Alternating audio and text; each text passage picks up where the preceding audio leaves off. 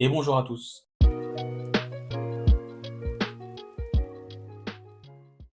Aujourd'hui, petite critique, pas très longue, ça c'est sûr, sur un petit jeu également, Cat Quest 1.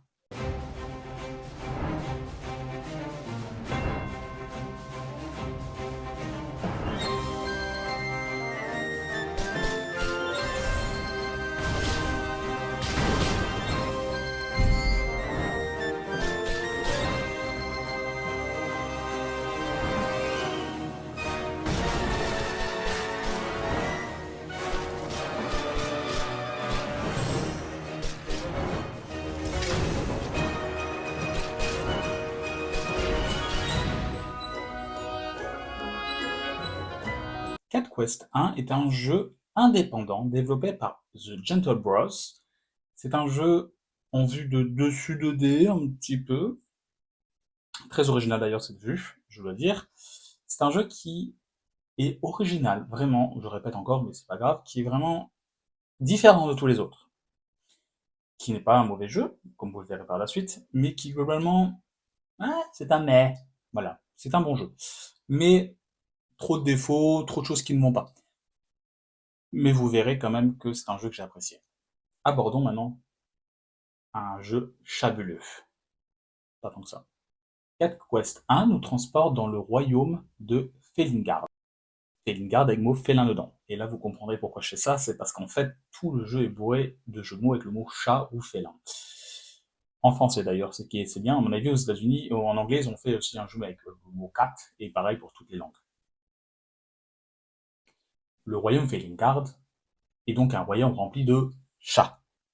Vous l'avez deviné. D'ailleurs, apparemment, il y a une île à côté. Ils ont fait un peu la blague ils ont fait l'histoire dans le jeu. Il y a un petit texte dans le jeu nous dit qu'il y a une île à côté avec rempli de chiens. Voilà. Et il n'y a pas eu de jeu dessus, malheureusement, et j'aurais bien aimé. Dans le jeu, nous incarnons un chat, un jeune chat, qui est le descendant de la lignée des Dragonblood. Et l'histoire du jeu est finalement assez simple. Notre lignée des Dragonblood va servir pour plus tard, je vais vous expliquer pourquoi, parce qu'il y a des pouvoirs. Mais en fait, l'histoire du jeu, c'est que un dragon malveillant nommé Drakos, je sais pas trop comment tu le dis en anglais, a kidnappé notre sœur. Voilà, point. Vraiment le scénario, c'est un post-it, hein, vraiment un post-it écrit dessus, hein. C'est un bon point négatif, ça d'ailleurs. Je vais commencer par aborder le style visuel du jeu. Je vous ai un peu présenté le jeu. Le style visuel du jeu est coloré, chatoyant à mort. C'est vraiment des couleurs pétardes et on aime ça. C'est beau. C'est c'est un jeu qui se prend pas au sérieux et c'est beau en couleurs. C'est vraiment ça pète de partout.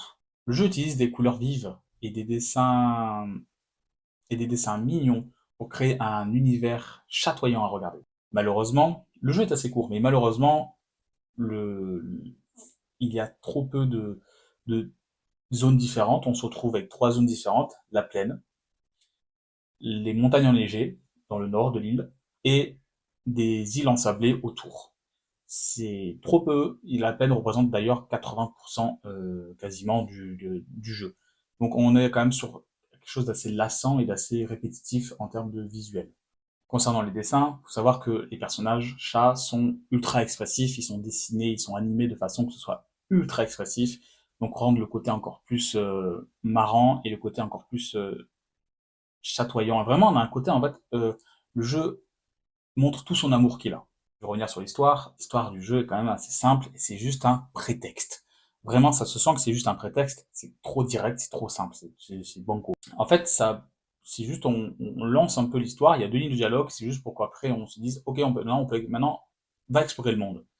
C'est vraiment dommage de ne pas avoir un peu plus appuyé sur l'histoire. Avec 6 heures de jeu, je pense que tu peux un peu plus appuyer sur l'histoire. L'intrigue donc se concentre sur l'enlèvement de notre sœur par le dragon maléfique et ne propose finalement que très peu de surprises et ne développe aucun personnage. Honnêtement, rien n'est développé, pas de surprise. C'est vraiment le strict minimum dans une histoire, vraiment. Je pense que c'est au niveau d'un Watch Dogs 2, qui est pour moi une très mauvaise histoire, dans le sens où c'est juste avoir des followers, Watch Dogs 2.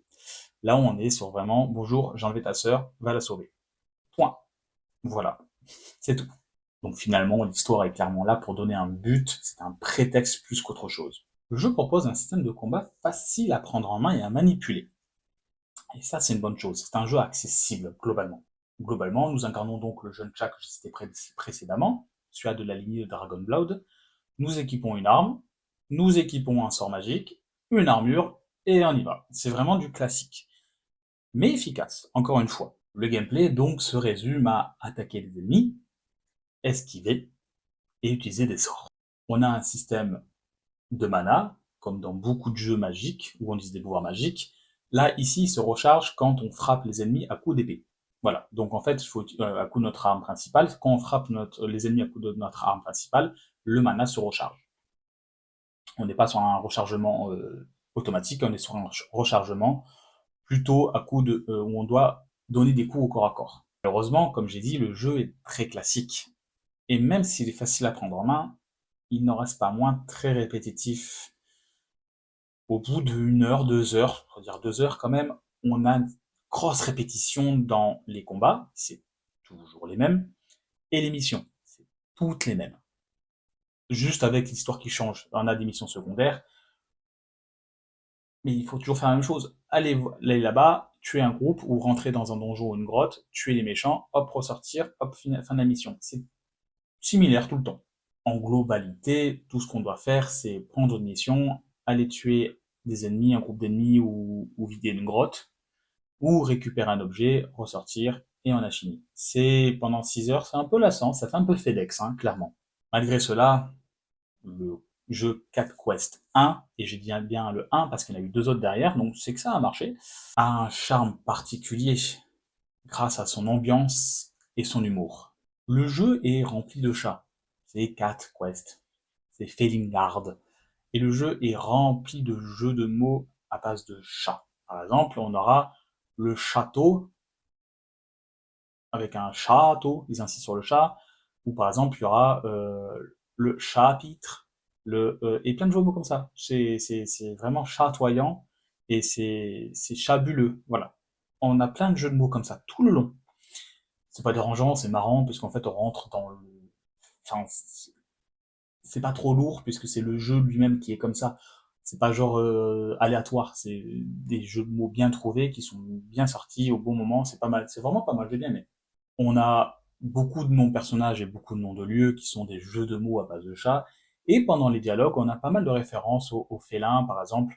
On aura la litière, on a référence sur la litière, on a référence sur l'herbe à chat, qui a une grande importance dans le jeu, étonnamment, où c'est un peu une sorte de drogue. Donc on a pas mal de références comme ça, et c'est vraiment... En fait, ils ont poussé le bon curseur sur le monde des chats. Petite anecdote, je suis allergique aux chats, mais ce jeu ne m'a pas rendu allergique, clairement pas. Cet humour rend le jeu léger et amusant. Ce qui est bien dans ce jeu, c'est que tu ouvres ta ta console, tu joues une petite demi-heure, une petite heure, tu fais des donjons, tu bats des ennemis, tu regardes des petits. L'univers du jeu est vraiment coloré. Le gameplay est tellement pas compliqué à prendre en main que en fait tu peux y retourner facilement. C'est pas le genre de jeu avec un gameplay profond où quand tu reviens après, genre imaginons 2 semaines de vacances, bah là t'es en mode ah putain fais chier, j'ai perdu, je sais plus comment trop on joue. Là il y a trois boutons, c'est trop simple à prendre en main. C'est ça qui est bien, c'est qu'en fait c'est un jeu pas compliqué avec une base simple et un gameplay simple. Le jeu dure environ 7 heures, 6-7 heures, n'est pas compliqué à prendre en main. Il n'y a pas grand chose à dire en fait, parce que le jeu finalement, il se contente de lui-même. C'est-à-dire qu'il n'a pas trop de grosses ambitions. C'est pas plus mal pour un jeu comme ça. On a un jeu qui est très efficace dans son gameplay, mais qui ne renouvelle pas la roue, et qui est juste, il est ce qu'il est, quoi. C'est un bon jeu, un bon délire, mais par contre, tu passeras pas le meilleur moment de ta vie. Tu vas pas te dire, waouh, ce jeu est incroyable. En effet, Cat Quest 1 est un jeu qui met l'accent sur son humour facile, son univers chatoyant et son gameplay simple à prendre en main. Il fait rien d'autre que ça. On lui demande pas plus, de toute façon. Par contre, apparemment, et je pense que je vais y jouer plus tard, Cat Quest 2 et 3 ont des gameplays plus approfondis et des histoires plus approfondies. Et ça, c'est ce qui manque pour moi. Je dois noter quand même que, même si le jeu est répétitif dans son ensemble, très très répétitif, hein. Vraiment, il y a très peu de jeux qui sont aussi répétitifs que ça et que c'est très FedEx. L'univers fait que on passe un peu outre et qu'on s'amuse quand même. Sincèrement, je peux vous le recommander si vous cherchez un petit jeu à passer un bon moment, tranquillement, une petite demi-heure, une petite heure par-ci par-là. avec un gameplay pas du tout compliqué à prendre en main, un univers chatoyant et surtout une histoire qui n'est certes pas très profonde et pas très difficile, mais où vous passez un bon moment. Vraiment, je le recommande pour ça. Le jeu réussit à charmer avec son ambiance féline unique et accessible. Je vais maintenant résumer le jeu et donner une note globale à ce jeu.